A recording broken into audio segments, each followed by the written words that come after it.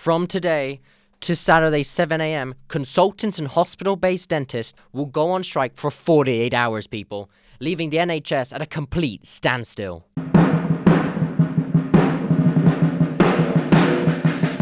Welcome to the North Wing magazine, giving you all the latest news, medical news, and incredible stories from within the medical industry.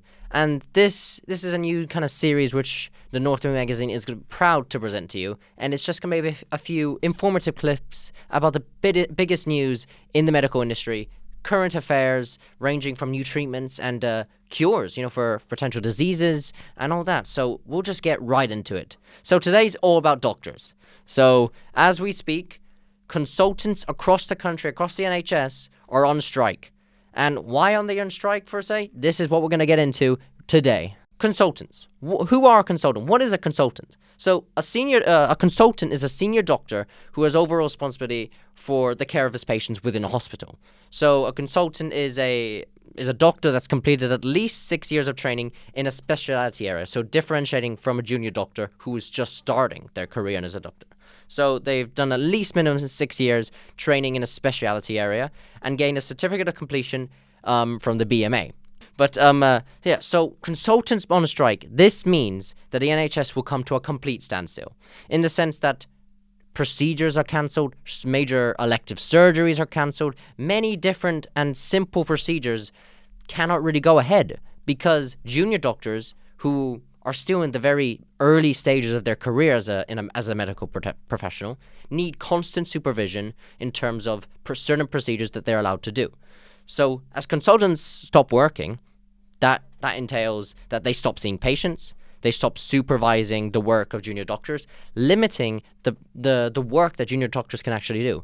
And also considering that junior doctors are just coming back from a 5-day strike makes this incredibly, incredibly difficult. So junior doctors, what are they allowed to do? Junior doctors are restricted to ordering x-rays, blood tests, and pretty much reviewing patient statuses, patient care, that kind of stuff. They're very, very limited. Everything else they do has to be supervised by a consultant, like in terms of doing certain procedures, surgeries, and other major and crucial medical practices has to be supervised by a consultant. Otherwise, it just can't go ahead. Therefore, this shows the magnitude of the impact that consultant striking will do to the NHS. And this is the first time in history that consultants are on strike. This is a first, people. This is a first. So elective procedures, outpatient services, everything will not happen over the next 2 days, from Thursday, 7 a.m. until Saturday, 7 a.m. Although that the consultant union and the British Medical Association have said that consultants will be present for emergency services and A&E, so emergency things are covered. So you are still able to go to an A&E and be treated with the utmost of care. But anything outpatient related or anything further, you're not getting zilch, okay? You're not getting zilch. So why are they striking? Primarily, money. So the BMA states that consultants' pay has fallen by around 35%. That's including inflation. So though consultants earn around £126,000 a year, depending on experience and seniority, they're saying it's not enough.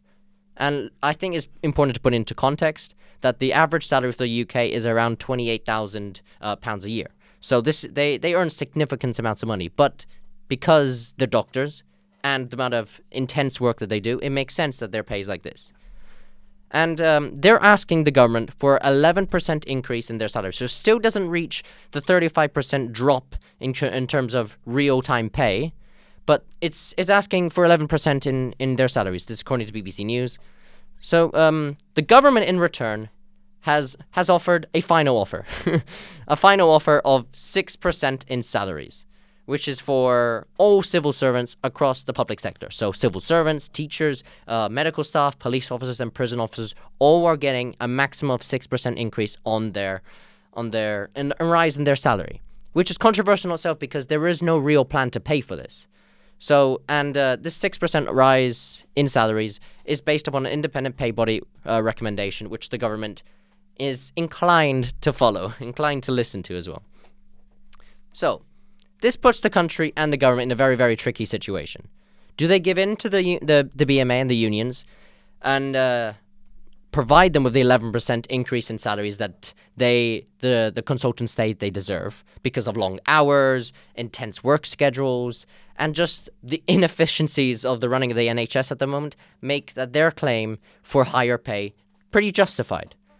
But then at the same time, does the government stick to their guns with the 6% increase, with probably further strikes in the future in the pipeline, further disrupting the massive chaos which the NHS is under right now? These are some of the dilemmas we need to consider. And also, there's another dynamic which the government has to take into, but I don't think the unions are taking enough into, is that inflation is at a record high in the UK.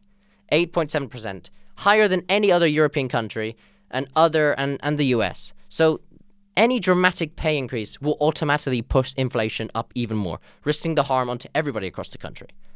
So it's a very, very complicated situation, and I don't think it's as simple as the unions and as the government has been saying. It's a very multifaceted dilemma here. Do you increase wages for people who do generally deserve it?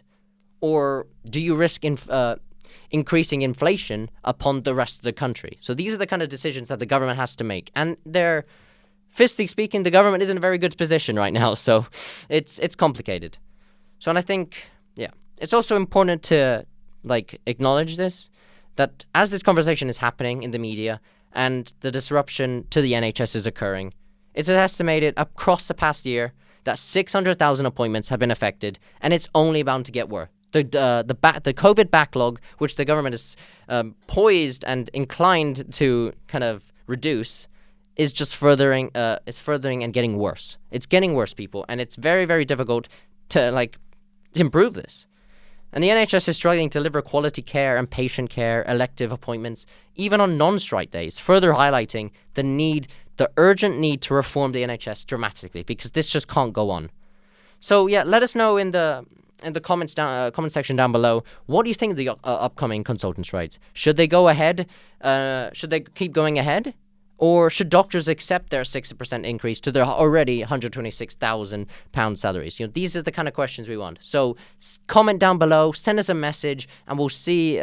We just want to hear your opinions here, okay? Because this is a very multifaceted issue, and we're curious to hear what you have to say. So thank you for listening to the North Wing magazine goes digital. We're on digital. We're on YouTube now. So let us know. I will see you guys in a bit. Bye-bye.